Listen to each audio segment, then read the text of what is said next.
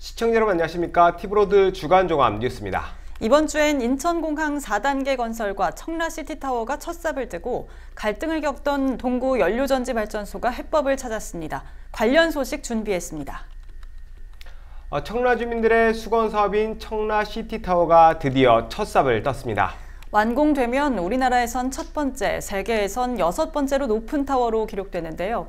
오는 2023년이면 타워에 올라 북한 개성까지 조망할 수 있을 전망입니다. 보도에 김지영 기자입니다. 하나, 둘, 셋! 버튼을 눌러주시기 바랍니다. 여러분, 축포를 던져주시기 바랍니다. 네, 드디어 청라 주민들의 수건 사업인 청라시티타워가 마침내 첫 삽을 떴습니다. 시티타워는 청라 호수공원 일대 33,000제곱미터 부지에 높이 448m, 지하 2층, 지상 28층 규모로 건설됩니다. 투입되는 사업비는 총 4,158억 원. 완공되면 국내에서 첫 번째, 세계에선 6번째 높은 타워로 기록될 전망입니다. 이 시티타워가 우리 인천의 랜드마크이자 서구의 첫 랜드마크, 그리고 대한민국에 국제적으로 알리는 랜드마크가 될 것이라고 확신합니다. 꼭대기인 28층에는 스카이데크가, 아래층엔 도시와 바다를 전망할 수 있는 고층 전망대가 들어섭니다. 맑은 날에 전망대에 오르면 북한 개성까지 조망할 수 있을 전망입니다. 20층에는 하늘을 나는 기분을 느낄 수 있는 포토존이 조성됩니다.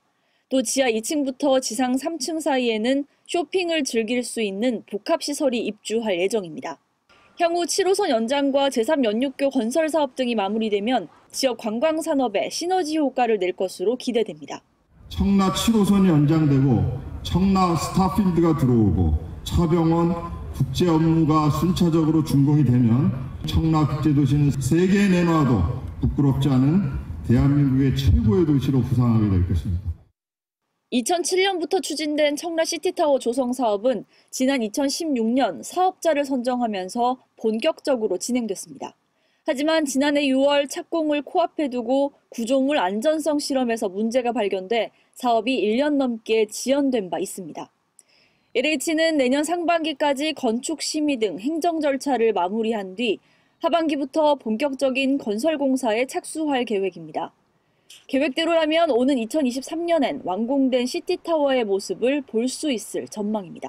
티브로드 뉴스 김지영입니다. 인천국제공항 4단계 건설 공사가 첫 삽을 떴습니다.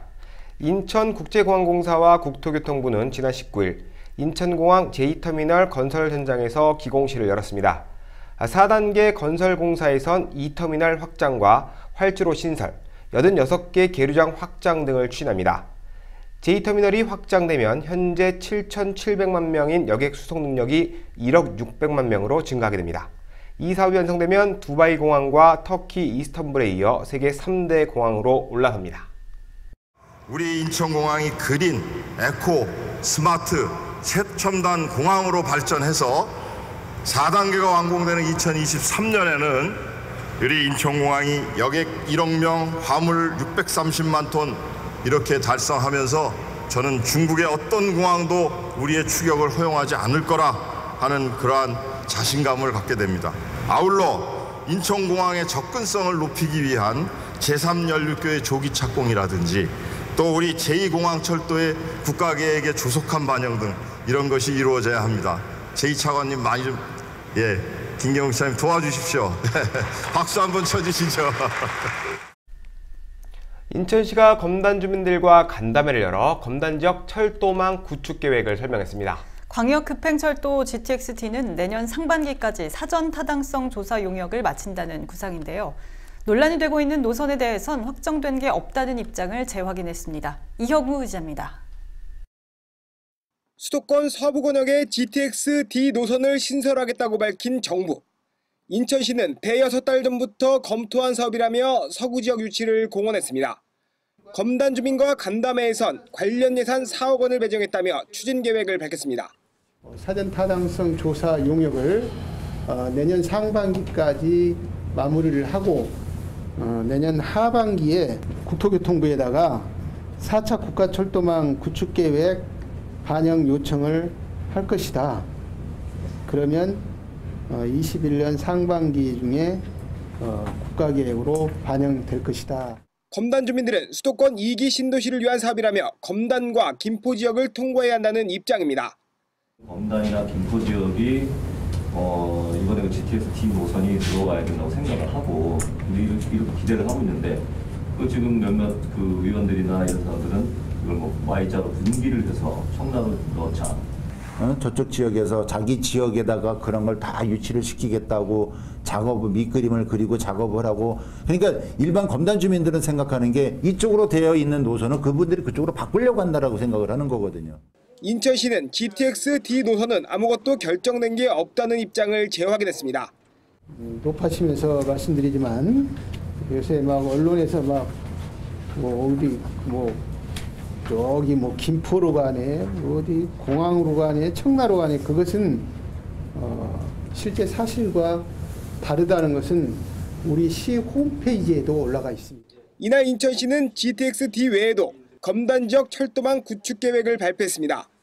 서울지하철 5호선 검단 김포 연장 사업은 2021년 상반기 4차 국가철도망 구축 계획에 반영하고 9호선 공항철도 직결 사업은 2023년부터 운행하도록 추진하겠다고 밝혔습니다. 또 인천 1호선 검단 연장은 2024년 개통하고 인천 2호선 검단 연장은 2028년 개통한다는 계획입니다. 티브로드 뉴스 이용구입니다. 1년 가까이 갈등을 빚던 동구 수소 연료전지발전소 문제가 일단락됐습니다. 공사는 진행하되 이를 감시할 민관위원회를 설립하기로 했습니다. 또한 지역사회 공헌 사업도 본격화될 전망입니다. 배상민 기자입니다. 한국수력원자력이 삼천리, 두산건설과 특수목적법인을 설립해 건립을 추진하고 있는 연료전지 발전소 부지. 8,920제곱미터 부지에 2,300여억 원을 투입해 39.6메가와트 규모의 발전소가 들어설 예정이었지만 주민들의 반발로 공사가 중단됐습니다. 1년 가까이 갈등이 지속되다 마침내 인천시와 동구청, 업체, 주민 간 사자 합의가 전격적으로 이뤄졌습니다. 이에 따르면 사자가 참여하는 민관안전환경위원회를 구성하기로 했습니다. 주민들이 우려하는 안전과 환경 문제에 대해서 주민들이 참여해서 함께 검증하고 함께 운영을 고민하는 좋은 선례가 되었으면 좋겠습니다. 인천연료전지는 현 사업 부지에서 발전 용량 증설과 수소 충전 설비 설치를 추진하지 않기로 했습니다. 또한 동구 주민을 위한 지역 발전기금 10억 4천만 원, 주민 펀드 등도 운영할 계획입니다. 안전하고 깨끗한 연료전지를 만들어서 정말로 주민들께서 우려하시지 않을 수 있는 그런 좋은 시설로 운영을 해서 보답을 드리도록 그렇게 하겠습니다. 이와 함께 양측 간 고소고발도 모두 취하하기로 했습니다. 박남춘 시장은 전임 시정부에서 주민 의견 수렴이 부족했던 점에 유감을 표명하며 지속적인 소통 의지를 내비쳤습니다. 주민들께서 우려하시는 안전, 환경과 관련된 부분만큼은 합의된 내용을 성실히 이행함은 물론 그 이상의 것도 주민 여러분과 함께 꼼꼼히 챙겨갈 것입니다. 티브로드 뉴스 배상민입니다. 지난 주말 서구 아시아드 주경기장에서 드론 800여 대가 동시에 날아올랐습니다. 이 기록이 확정되면 기네스북에 등재되는 건데요. 서구는 이번 계기를 시작으로 드론 축제를 지역의 대표적인 볼거리로 발전시킨다는 계획입니다. 보도에 김지영 기자입니다. 밤하늘을 수놓은 드론이 다양한 모양을 만들어냅니다. 색색의 불빛을 뿜어내며 장관을 연출합니다. 지난 주말 서구 아시아드 주경기장에서 열린 정서진 드론 페스티벌 현장입니다. 축제의 하이라이트는 미니 드론 926대를 동시에 날리는 기네스북 도전. 서구 주민들이 직접 드론 조종에 참여했고 그중 839대가 동시 비행에 성공했습니다. 하나, 둘, 셋, 2秒! 926대의 드론이 이번 기록은 심사기록원의 자료 검토 후 향후 기네스 무인항공기 동시비행 부문에 등재될 예정입니다. 한 대의 컴퓨터로 여러 대의 드론을 날리는 기네스 기록은 있지만 한 사람이 한 대의 드론을 동시에 날리는 공식 기록 도전은 이번이 처음입니다. 이 드론 산업이 우리 인천 서구에서 꽃피우기를 원합니다. 드론이 이제는 21세기에 많은 부분에 있어서 실생활이 되고 있지 않습니까? 이 부분을 시민과 함께 또 산업계와 함께 정서진 드론 페스티벌을 처음으로 준비하게 됐습니다. 4차 산업혁명의 핵심으로 꼽히는 드론 산업.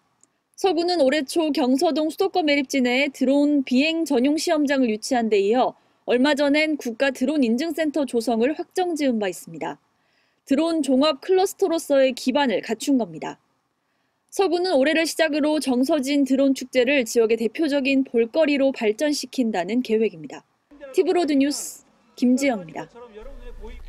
국무조정실 민관합동규제 개선 추진단이 지난 19일 인천을 찾아 풀어야 할 규제를 청취했습니다. 지난해부터 시작한 현장 간담회 11번째 장소로 인천을 찾은 건데요. 남동산단 기반시설 유지관리제도 개선을 비롯한 10개 과제가 건의됐습니다. 이형구 기자입니다. 인천에서 열린 규제혁신 현장 간담회. 균형 발전이란 틀에 묶여 역차별을 받는 수도권 규제가 먼저 도마 위에 올랐습니다. 기술의 진보와 경제 환경의 변화로 기업은 끊임없는 변화를 요구받지만 인천은 이 규제에 묶여 전국에서 가장 기업하기 힘든 도시로 전락되는 지적입니다. 40년 넘게 규제를 받으면서 기업 환경은 날로 악화되고 있습니다. 법률이나 행정 규제는 변화의 속도를 따라가지 못하고 있어 기업인들의 답답함은 더해가고 있습니다. 규제 개선을 넘어 인센티브가 필요하다는 지적도 나왔습니다. 일자리가 넘치고 투자 환경이 조성되고 세제, 금융, 지원 등이 기업에게 주어지는 혜택이 늘어난다면 경기 불량 효과도 높아질 것으로 생각합니다. 풀어야 할 제도 개선도 쏟아졌습니다. 월미도와 차이나타운 일대 3제곱킬로미터는 인천 최초로 관광특구로 지정됐습니다. 5개 영업이나 광고물 허가 그리고 축제 등을 위한 도로 통행 제한 조치 등의 특례를 받을 수 있습니다. 관광에만 적용하는 이 특례를 33개 조항의 특례를 주는 지역발전지구와 같은 혜택을 받도록 해야 한다는 지적입니다. 또 서해오도 일자리 참여, 선발 제한 개선 등 풀어야 할 10개의 과제를 제시했습니다. 불합리한 규제를 해소해서 외형적인 성장뿐만이 아니고 실제로 기업과 시민이 만족하는 더욱 살고 싶은 도시 인천을 만들어갈 수 있도록. 현장 간담회 11번째 장소로 인천을 찾은 민간합동규제 개선 추진단. 필요한 규제는 합리적으로 개선하고 불필요한 규제는 정비하겠다고 밝혔습니다.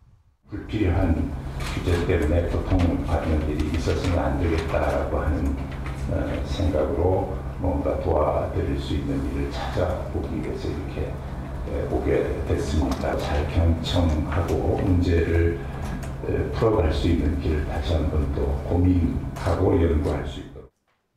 민간합동규제 개선 추진단은 기업의 애로사항을 발굴하고 규제를 풀겠다며 국무조정실과 대한상공회의소, 중앙기업 중앙회가 공동으로 설립한 조직입니다. 티브로드 뉴스 이영구입니다. 인천시가 장애인 고용 활성화를 위해 공공기관부터 적극 나서기로 했습니다. 시 산하공사공단에서 장애인 채용과 직무훈련 등을 실시하기로 한 건데 앞으로 민간 기업으로까지 활성화될지 주목됩니다. 배상민 기자입니다. 지난 1991년 도입된 장애인 고용 의무제. 그동안 장애인 일자리는 6배 정도 증가했습니다. 하지만 경증 장애인에 비해 중증 장애인의 일자리는 상대적으로 많이 부족했고 소득 수준도 비장애인에 비해 장애인의 소득 수준이 70%에 불과합니다. 한국장애인고용공단과 인천시, 시산하 13개 공공기관장이 한자리에 모였습니다. 장애인 고용 활성화를 위해 공공부문에서 적극 협력하기 위해서입니다. 13개 공사공단은 3.18%, 3.38% 장애인 고용 비율이 올라가는 추세에 있는 것은 다행이라고 생각합니다. 그러니까 그런 흐름을 꺾지 말고 우리가 최선을 다해서 노력을 했으면 좋겠습니다. 장애인 고용공단과 인천시 산하기관은 장애인 고용 증진을 위한 상호 협력 체계 구축, 정보 공유와 서비스 지원, 발달 장애인 등을 위한 적합 직무 발굴, 직업 훈련 실시도 진행하게 됩니다. 앞으로 저희 공단은 좋은 일자리, 양질의 일자리 확보와 중증 장애인들에 대한 일자리 확대에 지금 역점을 쏟아야 될 그런 시점에 있습니다. 협약식을 계기로 해서 다른 지자체 그리고 공공기관 더 나아가서 민간 기업까지도 이러한 일들이 확대될 수 있기를 저희는 기대를 하면서 인천시는 내년에 119억 4,200만 원을 지원해 장애인 공공 일자리 778개를 만들 계획입니다. 시는 또한 장애인 단체와 협업해 민간 기업의 장애인 일자리 창출에도 적극 노력할 방침입니다. 히브로드 뉴스 배상민입니다. 서구 서월마을이 주거 부적합 판정을 받았습니다. 환경부 소속 국립환경과학원은 서월마을의 미세먼지 농도가 다른 인근 지역보다 평균 1.5배 높다는 조사 결과를 발표했습니다. 또 대기 중 중금속 농도는 2배에서 5배 높다고 결론을 내렸습니다. 그러면서 마을 내 사업장 등으로 인해 전체 세대의 약 70%가 주거 환경이 적합하지 않아 환경 개선 대책 등이 필요하다고 밝혔습니다.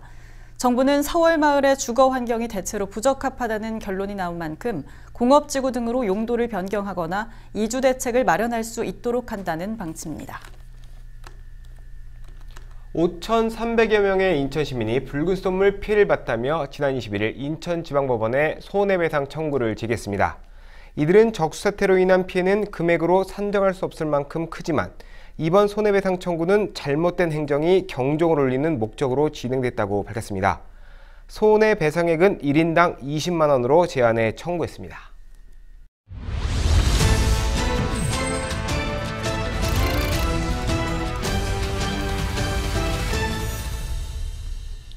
지금부터는 인천시 행정사무감사 소식을 전해드립니다. 먼저 인천교통공사를 상대로 한 행감에선 월미 바다열차의 안전성과 위탁역사 운영의 문제가 집중 논의됐습니다. 배상민 기자입니다. 우여곡절 끝에 착공 11년 만에 개통한 월미 바다열차. 하지만 개통 이틀 만인 지난달 9일 동력 전달 장치 이상으로 열차가 2차례나 멈춰섰습니다. 앞서 7월 말과 개통 이틀 전인 10월 6일에도 비슷한 사고가 발생했지만 보완 조치가 없었고 사장에게 보고조차 되지 않았습니다. 시의회에선 교통공사의 안이한 대처로 자칫 인명피해가 발생할 뻔했다고 지적했습니다. 월미바다열차 개통까지 1,000억 원 넘는 예산이 투입됐지만 정작 입장객 수입으로는 직원 인건비조차 충당하지 못하는 상황.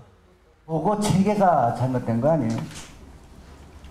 월미 은하래일 때도 사고 난 거 숨겼었어요. 달에 2억이 안 되게 수입이 들어옵니다. 하다못해 1,000억에 대한 이자만 한다고 하더라도 한 달에 2억이 넘어요. 직원들이 이것이 고장이 날 거가 뻔한데 뭐 보고를 안 했다거나 문제가 심각한데 보고를 안 했다거나 하면은 당연히 그 응징의 벌을 받아야 되는데 조사한 결과에 의하면은 그 내용이 이렇게 심각한 보고를 안 했잖아요. 일단 사고 난 거에 대해서. 인천 지하철 1호선 29개 역사 가운데 위탁 운영 중인 13개 역도 도마에 올랐습니다. 위탁 운영자 대부분은 교통공사 퇴직 간부들입니다.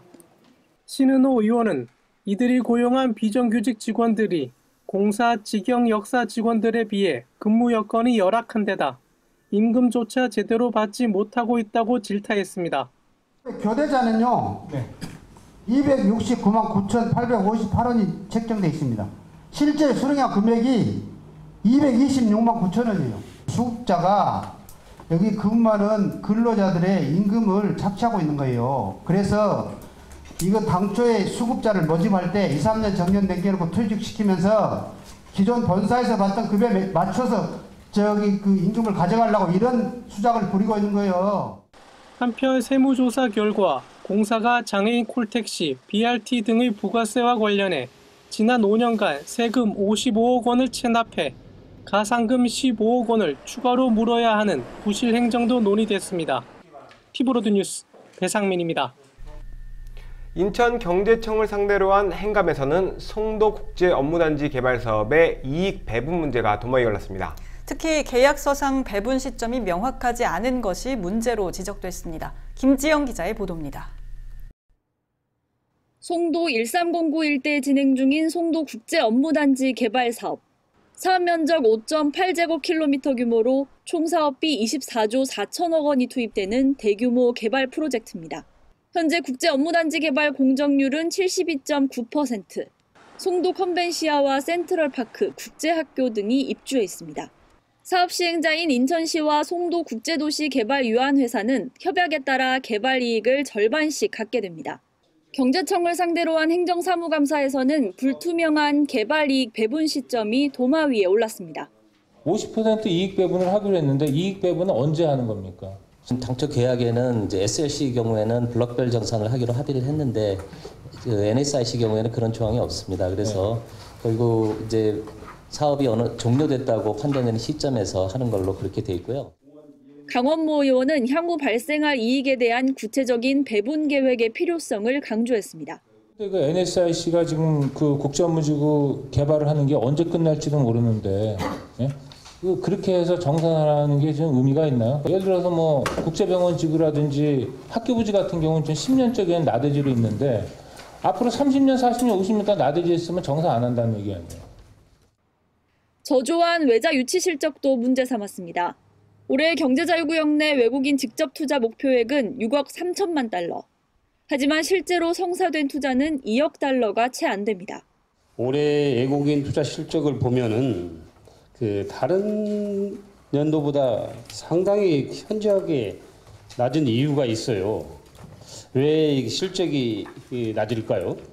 지금 이제 글로벌 경제가 좀 둔화가 되면서 글로벌 직접 투자 시장이 좀 위축되고 있는 측면이 있고요. 금년부터 법인세와 소득세에 대한 외국인 투자에 대한 감면 제도가 폐지가 되었습니다. 작년에 외국인 투자가 좀 몰렸던 측면이 있어서 이런 현상이 결국 경제자유구역 내에 아파트만 들어서는 이유라고 꼬집었습니다. 경제자유구역을 왜 만들었습니까? 여기 신도시 만들려고 한 게 아니잖아요. 여기를 뭔가 경제 특구로 만들어서 새로운 비즈니스, 새로운 산업, 대한민국의 미래 비전을 가지고 하려고 만든 건데 지금 여기에 보면 아파트밖에 짓는 게 없어요. 예? 답답해서 드리는 말씀이에요. 한편 인천시의회는 이번 경제청 행정사무감사에 송도 국제업무단지 사업 시행자의 참고인 출석을 요구했지만 해당 회사의 대표는 개인적인 이유로 참석하지 않았습니다. 티브로드 뉴스 김지영입니다. 인천도시공사를 상대로 한 행감에선 공사의 부채 문제가 도마 위에 올랐습니다. 이와 함께 LH의 개발이익 환수 문제도 논의됐습니다. 배상민 기자입니다. 인천도시공사를 상대로 진행된 시의회 행정사무감사. 먼저 공사의 재정 건전성이 도마에 올랐습니다. 6조 원이 넘는 부채를 떠안고 있는 공사는 지난해 교 부채 1,000억 원 감축에 그쳐 부채 비율이 여전히 200%를 넘고 있습니다. 공사 같은 경우는 인천시 부채의 60% 이상을 차지하고 있는 기관이거든요. 하기 때문에 어떤 재정의 건전성이 있어갖고 앞으로 그 전망치도 내놓는 부분이 있어서 최저치를 갖고 계산을 해야지 최고치를 갖고 계산하면 안 된다는 얘기거든요. LH 문제도 논의됐습니다. 서울시의 경우 SH공사가 도시개발사업 상당수를 진행하고 있는데 반해 인천시는 여전히 LH공사의 사업 비율이 높다는 지적입니다. 내양 재개발의 경우 LH가 사업성 저하를 이유로 발을 빼면서 돈이 되는 사업만 참여하는데 개발이익 환수에는 소극적이라고 비판합니다. 인천도시공사 사장님께서는 LH에서 또 계속 계셨고 왜 LH가 지금 인천에 많은 사업들을 하고 있음에도 불구하고 그 개발 이익 환수에 대한 부분을 지급 안 하는지에 대한 부분들 LH라는 사업 주체와 그 사업을 하고 있는 인천광역시 안에 서로들은 협업의 모습이 좀 필요하다고 생각합니다. 지지부진한 동인천 역사권 개발도 논의됐습니다. 지난해 동인천 역사 주식회사의 파산 결정 이후 아직도 이렇다 할 진전이 없어 역사 주변 슬럼화가 진행 중인 상황. 역사를 뺀 동인천역 주변 재정비 사업은 의미가 없다며 적극적인 대처가 필요하다고 말합니다. 역사는 초국밀도로 개발이 돼야 되는 부분이고 역사를 빼고는 특히 동인천 역사는 지금 그 급행열차가 출발하는 시발점이잖아요. 이거 이대로 12여 년 이상 방치하고 도시생각을 한다고 보십니까? 티브로드 뉴스 배상민입니다. 다음 소식입니다. 남동구가 내년도 예산을 10% 가까이 늘리고 조직도 1.5배로 키우는 방침을 정해 구의회에 제출했습니다. 소래포구와 남동타워 등은 세단장에 주민을 찾아갈 전망인데요. 하지만 구의회에선 재정 자주도와 부채 문제 등을 이유로 우려의 목소리가 나오고 있습니다. 이형구 기자입니다. 남동구 논현동에 위치한 120m 높이의 남동타워. 레스토랑과 전망대, 기업 홍보관이 운영되던 곳이지만 현재는 출입구가 굳게 닫혀 있습니다. 효율적인 운영 방안을 찾을 때까지 문을 닫겠다고 했는데 어느새 4년이나 흐른 겁니다. 남동구가 찾은 활용 방안은 청년들이 영상과 음악 등을 제작하는 미디어 창작소입니다. 전망대 2층에는 스튜디오와 촬영, 녹음 부스 등을 조성하고 3층엔 VR 체험관과 무대 등이 들어설 전망입니다. 내년 4월에 개장할 예정인데 남동구는 관련 예산 2억 5천만 원을 내년도 예산에 반영했습니다. 유휴시설인 남동타워 공간에 청년 미디어 창작소를 설치하여 미디어 창작 플랫폼을 구축하고 청년 창업 생태계를 조성해 청년 중심 미디어 산업의 새로운 대가로 육성할 것이며 남동구민 축구단의 성공적인 안착을 위한 지원 사격에도 나섭니다. 내년 K4 리그 참가와 전국체전에 출전할 예정인 남동구민 축구단에 5억 원의 지원비를 편성했습니다. 소래포구 시장 현대화 사업과 소래철교 경관 개선 사업 등을 완성해 소래포구 관광 활성화에 기여한다는 구상입니다. 특히 새해엔 대대적인 조직 개편에 나섭니다. 구는 현재 4개국 체제인 조직을 6개 조직으로 늘리는 개편안을 입법 예고한 상태입니다. 대변인실과 체육진흥과 등 5개 과를 신설한다는 구상입니다. 2개국을 확대하는 조직 개편을 통해 구민 중심의 행정을 구현하고 조직의 효율성을 높여 구정 성과를 극대화하는 남동구가 되도록 노력하겠습니다. 이날 남동구가 구의회에 제출한 새해 예산안은 8,690억 원으로 올해 당초 예산액보다 9.19% 증가한 규모입니다.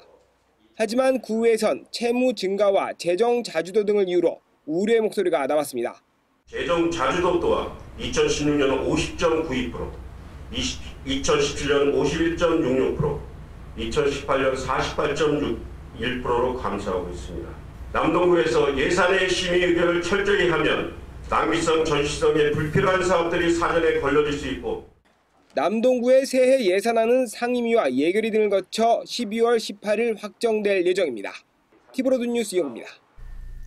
인천시와 인천지방경찰청, 교통안전공단, 도로교통공단 등 4개 기관은 18일 시청에서 교통사고 사망자 30% 줄이기 목표 실행을 위한 업무 협약식을 가졌습니다.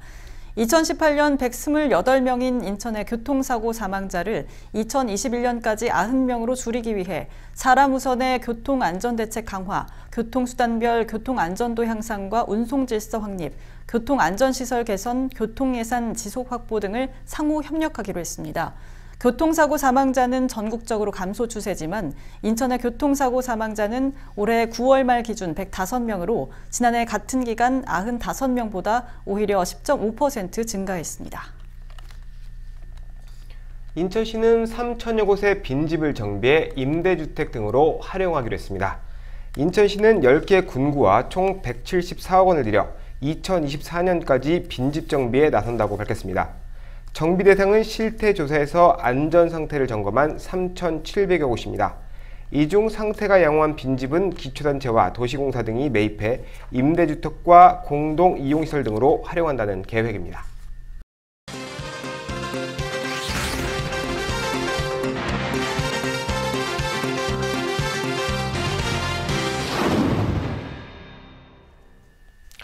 한 주간 인천시 소식을 알아보는 위클리 인천 시간입니다. 오늘도 김은경 인천시 대변인 자리했습니다. 안녕하세요. 네, 안녕하세요. 네, 동구 수소 연료전지 발전소 갈등이 마침내 해결이 됐습니다. 네네. 민관 합의가 이루어졌죠? 네네. 이 소식부터 전해주실까요? 네네.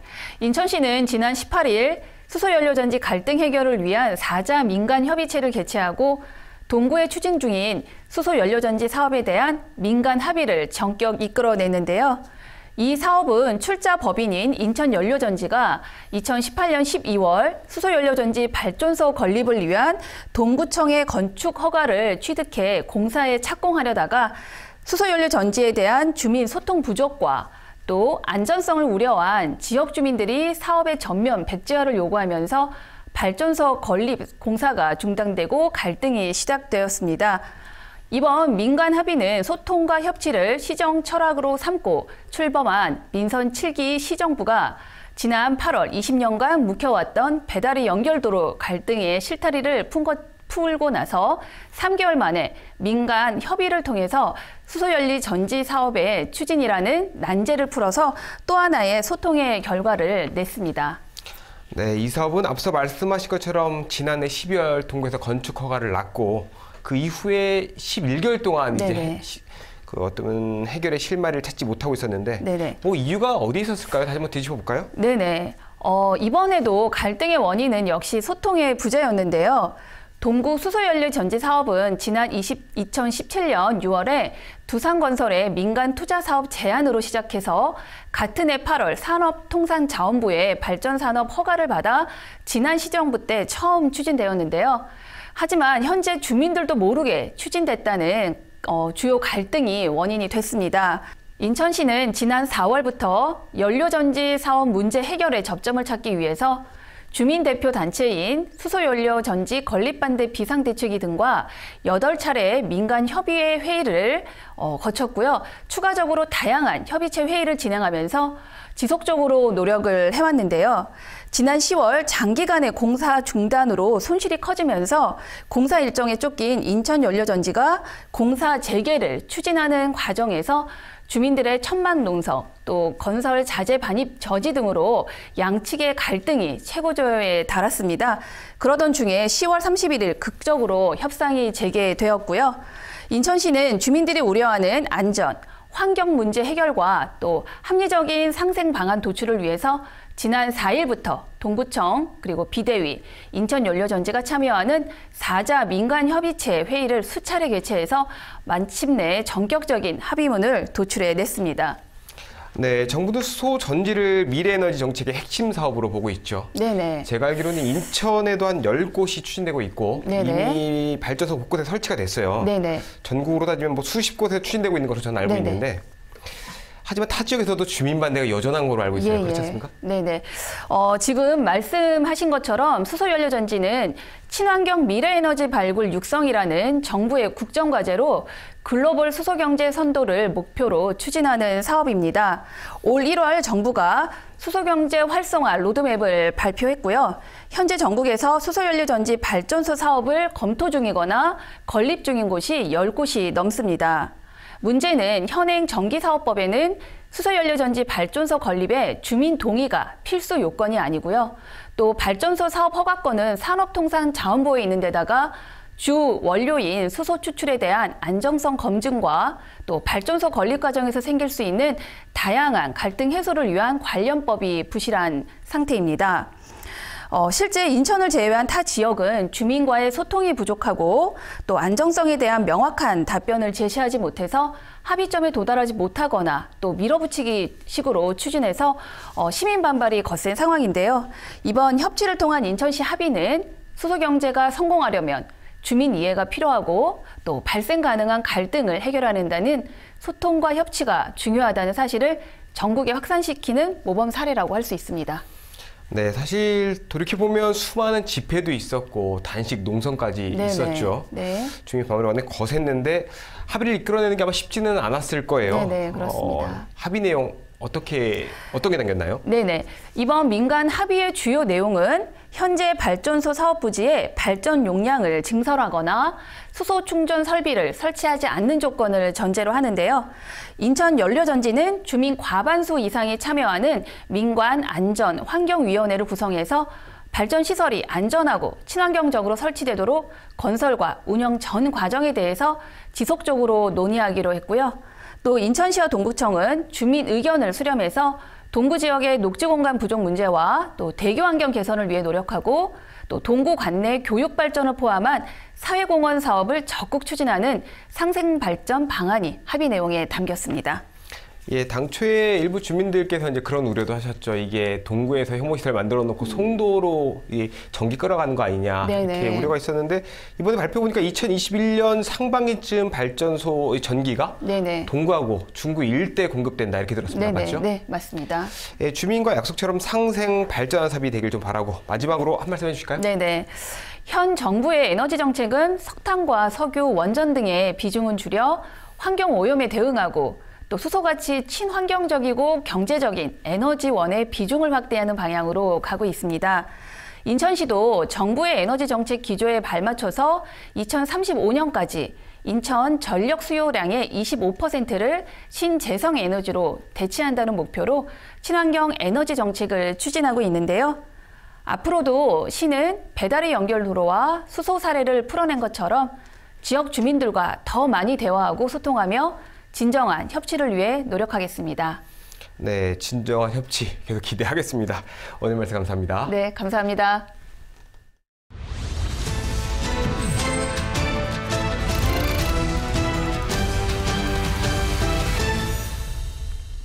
겨울철 어려운 이웃을 돕기 위한 공동모금의 사랑의 온도탑이 부평역에서 불을 밝혔습니다. 73일간의 대장정이 시작된 가운데 각계각층의 나눔이 이어졌습니다. 배상민 기자입니다. 나눔으로 행복한 인천 줄을 당겨주세요. 네, 드디어 온도탑이 재방되었습니다. 연말연시 어려운 이웃을 돕기 위한 사랑의 온도탑이 올해도 어김없이 불을 밝혔습니다. 올해 목표 모금액은 지난해와 같은 76억 9천만 원. 7,690만 원의 성금이 모일 때마다 온도탑의 온도가 1도씩 오릅니다. 희망 2020 나눔 캠페인의 슬로건은 나눔으로 행복한 인천. 어린이집 아이들이 저금통을 전달하고 기업과 개인도 나눔 활동에 동참했습니다. 박남춘 시장은 이번에 모인 성금이 고독사 예방에도 쓰인다며 사랑의 온도탑 100도 달성을 위해 노력하겠다고 말했습니다. 노인들이 겪는 문제라고 생각할지 모르지만 이제는 1인 가구가 늘어나면서 연령대 불문하고 생기는 사회적 문제고 우리 인천이 전체 고독사의 7.8%를 차지하고 있어요. 행정이 할 수 있는 건 또 한계가 있는데 이렇게 자발적 모금을 통해서 우리가 또 그런 사회의 안전망을 구축하는 건 굉장히 의미가 크다고 생각합니다. 이렇게. 제막식 이후 소외계층을 위한 방한용품과 생필품을 담은 패키지 포장 작업도 진행됐습니다. 공동모금에는 지난해 어려운 가운데서도 각계각층의 도움으로 인천 사랑의 온도탑이 103도를 기록할 수 있었다며 올해도 동참을 당부했습니다. 금년에 어렵지만 다양한 방법으로 모금에 좀 참여해 주셔서 우리가 105도는 좀 올라갔으면 그런 욕심을 부립니다. 300만 시민이 따뜻한 마음으로 동참하면 충분히 목표를 달성할 수 있을 거라 생각을 합니다. 희망 2020 나눔 캠페인은 내년 1월 말까지 계속됩니다. ARS 전원화, 관공서, 은행 등에 비치된 이웃 돕기 성금 접수처와 사랑의 열매 모금함, 은행 계좌 등을 통해 나눔에 참여할 수 있습니다. 자, 이번 나눔 인천! 네. 티브로드 뉴스 배상민입니다. 몽고의 침략이 거세던 고려시대, 고려 고종은 외세 침략에 대항하기 위해 수도를 강화로 옮겼습니다. 이후 38년간 강화는 대몽항쟁의 구심점 역할을 했는데요. 그 역사를 기념하는 공원이 조성됐습니다. 보도에 김지영 기자입니다. 북한 개풍군까지의 거리 1.8km. 북한 땅을 가장 가까이에서 볼 수 있는 강화 북단 송해면입니다. 과거엔 이곳에 대규모 포구가 있어 승천포라 불렸습니다. 몽고의 침략에 대비해 수도를 강화도로 옮긴 고려 고종. 왕이 탄 배가 처음으로 도착한 곳 역시 이곳 승천포였습니다. 이것은 몽골군 침략 때 고려 고종 23대 임금님이 강화에 첫 발을 디딘 곳이기도 합니다. 휴전이 되기 전까지만 해도 이것은 승천포라는 큰 포구가 위치하고 있었습니다. 북한과 배가 오갔던 곳이지요. 하나, 둘, 셋! 네. 역사적인 의미가 담긴 장소에 고려 천도를 기념하는 공원이 조성됐습니다. 12,000제곱미터 부지에 개경의 옛 궁궐터를 상징하는 천도문과 고종 사적비, 인공폭포 전망대 등이 설치됐습니다. 7m 높이의 대형 조형물은 대몽 항쟁 정신을 상징합니다. 강화 천도 시기에 제작된 팔만대장경의 의미와 한민족의 웅장한 기상이 담겼습니다. 고려가 개경에 환도한 뒤에도 몽고에 대한 저항은 계속됐습니다. 삼별초의 난을 비롯한 고려 투쟁의 역사를 학습할 수 있는 공간도 함께 꾸며졌습니다. 고려 천도공원은 당시 이런 조국 수호와 국난 극복의 역사를 한눈에 볼 수 있도록 조성했습니다. 이곳 일대가 수도권 최고의 민통성 평화 역사 관광지로 발돋움할 것으로 커다란 기대를 갖고 있습니다. 강화군 북쪽 지역은 그동안 접경 지역이란 특수성 때문에 관광지로서 각광받지 못했습니다. 하지만 최근 해안도로 209 개통과 함께 고려 천도공원 사업 등이 마무리되면서 강화 북단 관광벨트 조성 사업이 더욱 탄력을 받을 전망입니다. 티브로드 뉴스 김지영입니다. 지역에 소외된 이웃을 위한 김장 나눔 행사가 지난 주말 인천시청 앞 광장에서 진행됐습니다. 봉사자 500여 명이 담근 사랑의 김치는 바다 건너 서해 5도 지역까지 전달됩니다. 보도에 김지영 기자입니다. 인천시청 앞 광장이 사람들로 가득 찼습니다. 저마다 분주한 손길로 배춧잎을 버무립니다.